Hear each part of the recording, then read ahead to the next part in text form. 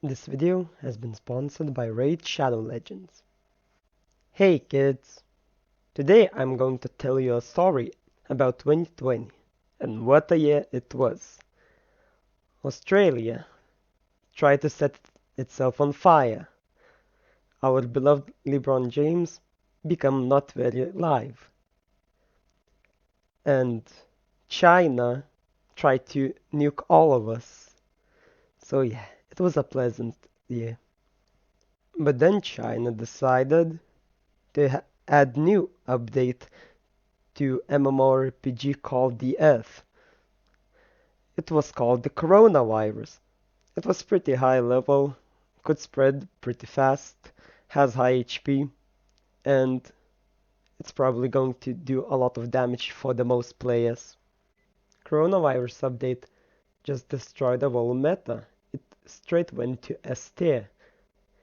It made world economy go to ruins and introduced some travel restrictions so players couldn't go to other servers.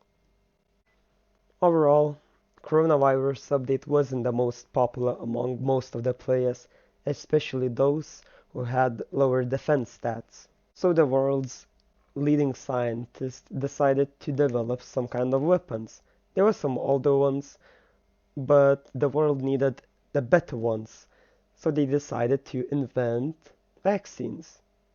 There are four different types of vaccines. The first one is inactivated or weakened virus vaccines.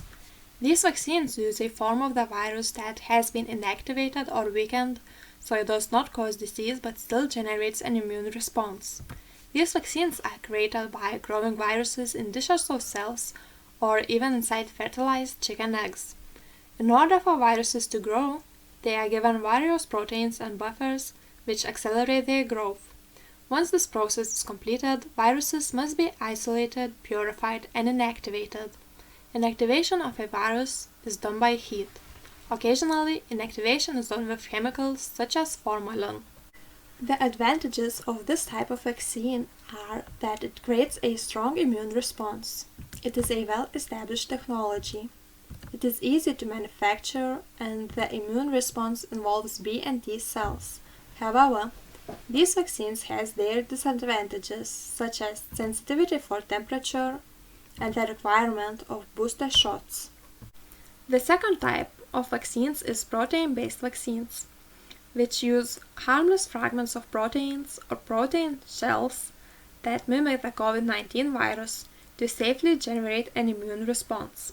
Rather than injecting a full pathogen to trigger an immune response, protein-based vaccines contain purified pieces of it, which have been specially selected for their ability to stimulate immune cells. All protein-based vaccines are made using living organisms such as bacteria and yeast. The precise manufacturing method depends on the type of vaccine being produced. As an example, let's take the hepatitis B vaccine. It is made by inserting the genetic code for the antigen into yeast cells. The yeast is grown in large fermentation tanks and then split open, allowing the antigen to be harvested. This purified protein is then added to other vaccine components, and that's how protein-based vaccines are being made. The advantages of these vaccines are that it is well-established technology. It is suitable for people with compromised immune systems. It is relatively stable and there is no risk of triggering disease. The disadvantages are the requirement of booster shots and that it takes time to determine which antigen combination is the best. The third type is viral vector vaccines. They use a safe virus that can no longer cause a disease but serves as a platform to produce proteins to generate an immune response. Viral vector-based vaccines differ from most conventional vaccines in that they don't contain antigens, but rather use the body's own cells to produce them. They do this by using a modified virus, called the vector, to deliver genetic code for antigen. By infecting cells and instructing them to make large amounts of antigen, which then triggers an immune response, the vaccine mimics what happens during natural infection with certain pathogens, especially viruses. The vector delivers a code that allows host cells to make necessary proteins. The vector itself is harmless and there is no risk of it causing the disease. This has the advantage of triggering a strong cellular immune response. A major bottleneck for viral vector vaccine production is scalability. Traditionally, viral vectors are grown in cells that are attached to a substrate rather than in free-floating cells, but this is difficult to do on a large scale. Suspension cell lines are now being developed, which would enable viral vectors to be grown in large bioreactors. Assembling the vector vaccine is also a complex process, involving multiple steps and components, each of which increases the risk of contamination. Extensive testing is therefore required after every step, increasing costs. Right now, in terms of COVID-19, major vaccine platforms such as Johnson & Johnson and AstraZeneca used viral vector vaccines in order to create vaccines that would give us an immunity from coronavirus. Of course, viral vector vaccines have their own advantages and disadvantages. If we look into its pros, we would understand that this vaccine has a well-established technology and a strong immune response which reaches efficacy of 81%, and it involves B cells and T cells. Its cons would show us that it is pretty complex to manufacture, and previous exposure to the vector could really reduce its effectiveness. The fourth type is nucleic vaccines. Nucleic acid vaccines use the genetic material from a disease-causing virus or bacterium to stimulate an immune response against it. Depending on the vaccine, the genetic material could be DNA or RNA. In both cases, it provides instructions for making a specific protein from the pathogen, which the immune system will recognize as a foreign. Once inserted into host cells, this genetic material is read by the cell's own protein-making machinery and used to manufacture antigens, which then trigger an immune response. In the case of DNA vaccines, a piece of DNA encoding the antigen is first inserted into a bacterial plasmid.